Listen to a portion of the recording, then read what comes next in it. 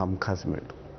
तो तसं म्हणालाच महेश, की आनंद हवा असेल तर विठ्ठलाचं नाव घेतो. म्हणजे आम्ही सुद्धा जेव्हा तुझी गाणी ऐकतो, तेव्हा आम्ही एका वेगळ्या वातावरणात जातो आणि ते प्रत्येक वेळी तो अनुभव वेगवेगळा असतो. म्हणजे एकच गाणं जेव्हा मी मी माझा अनुभव सांगतो, एकच गाणं जेव्हा मी दुसऱ्यांदा किंवा तिसऱ्यांदा ऐकतो, तेव्हा मी पहिल्यांदा किंवा दुसऱ्यांदा जे ऐकलेलं आहे त्यापेक्षा काहीतरी वेगळा अनुभव घेत असतो. आणि ह्यालाच एक मला असं वाटतं, की जेव्हा आपल्या संतांना विठ्ठलाचं वेगवेगळं रूप दिसलं, म्हणजे एका संतांनी जे विठ्ठलाचं वर्णन केलेलं आहे ते दुसऱ्या संतांनी केलेलं नाहीये, तर त्यांना दुसरा काहीतरी विठ्ठल दिसला. तर तुला गाताना गवसलेला विठ्ठल काय आहे? फार पर्सनल गोष्ट आहे हो, अशी कशी सांगू इथे. पण म्हणजे तुम्ही एकाच वाक्यामध्ये संतांना कसा दिसला, त्यामध्ये मला कसा दिसला हा विचारताय. तो त्यांना जसा दिसला, हे त्यांनी जे सांगून ठेवलंय, त्या अभंगांची पारायण करत करत असताना त्याचा अंश कुठेतरी आम्हाला गाताना दिसतो, एवढं मात्र मी सांगू शकतो. असं कधी होतं, की एक गाणं तू गायलेलं आहेस आणि तेव्हा तुला जी अनुभूती किंवा अनुभव आलेला आहे, तेच गाणं दुसऱ्यांदा गाताना वेगळंच काहीतरी जाणवलेलं आहे? हो, अहो, चहा पिताना सुद्धा जाणवतं की पहाटे चहा पित असताना आपल्याला वाटतं तसं पाऊस पडताना वेगळा वाटतो, तर विठ्ठलाचं तर नाव घेताना जाणवणारच.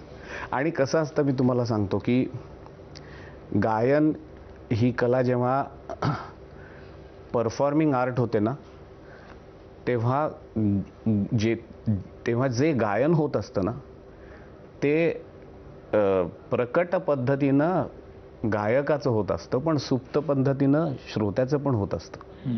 आणि माझ्या बाबतीत ते सुप्त पण नसतं. मी सगळ्यांना विठ्ठल विठ्ठल गायला लागतो. फार अगदी पंजाबपासनं कन्याकुमारीपर्यंत सगळ्यांना विठ्ठल विठ्ठल. भारतातच कशाला, मी आत्ता ऑस्ट्रेलिया, न्यूझीलंड, सिंगापूरला जाऊन आलो, तिथं सुद्धा सगळ्यांना विठ्ठल, जपानमध्ये जाऊन विठ्ठल गायला लावलाय. त्यामुळे प्रत्येक वेळेला गात असताना मी मगाशी म्हटलं तसं एक ऊर भरून येतं. मी स्टॅनफर्ड युनिव्हर्सिटी नावाची खूप मोठी युनिव्हर्सिटी जगातल्या काही, तर तिथे एका कीर्तनावरती कार्यक्रम केला होता. तर कीर्तनाचा कार्यक्रम करताना माझ्याबरोबर ज्या सहभागी झाल्या होत्या त्या होत्या प्रोफेसर ॲना शुल्ट्झ. आम्ही दोघांनी मिळून तो सॉन्ग ऑफ द डिव्हाइन नावाचा कार्यक्रम 3 महिने लिहिला. आणि त्याचं जेव्हा डिस्कशन चालू होतं तेव्हा ती मला म्हटली, अरे पण हे ख्रिश्चन लोकांना बुक्का, मी अगदी पूर्वरंग उत्तररंग, मग त्याच्यामध्ये हार बुक्का जसा असतो तर मला सगळं करायचं होतं. तर तिला अनुताई म्हणायचो मी. ती म्हटली, अरे पण टिळा लावला तर चालेल का इथे, म्हणजे इट्स अ रिलिजियस थिंग. मी म्हटलं मी माझ्या व्हॉलेंटियर्सला सांगेन, do you mind, if they mind will go to the next one. पण शुअर इनफ ती गोरी म्हणजे you missed my wife, oh you put me one, असे त्या व्हॉलेंटियर्सकडे आले. तेवढंच नाही तर ज्ञानेश्वर माऊली, ज्ञानराज माऊली, तुकाराम, असा एक गजर असेल की विठ्ठल रुक्माई माझी, विठ्ठल रुक्माई. सगळी गोरी मंडळी जेव्हा गात होती ना, तेव्हा एक वेगळं सॅटिस्फॅक्शन वाटतं. म्हणजे साहजिक आहे की पुरणपोळी करण्याचा कस लागतो. जेव्हा तुम्हाला पुरणपोळी 4 पद्धतीची खाल्ली आहे तरीसुद्धा एखाद्या नवीन माणसाला जेव्हा आपल्या परंपरेतली पुरणपोळी खायला घातल्यानंतर त्याच्याकडे खाल्ल्यानंतर छान वाटतं ना, तसा मला आनंद प्रत्येक वेळेला मी विठ्ठल नाम घ्यायला सांगतो.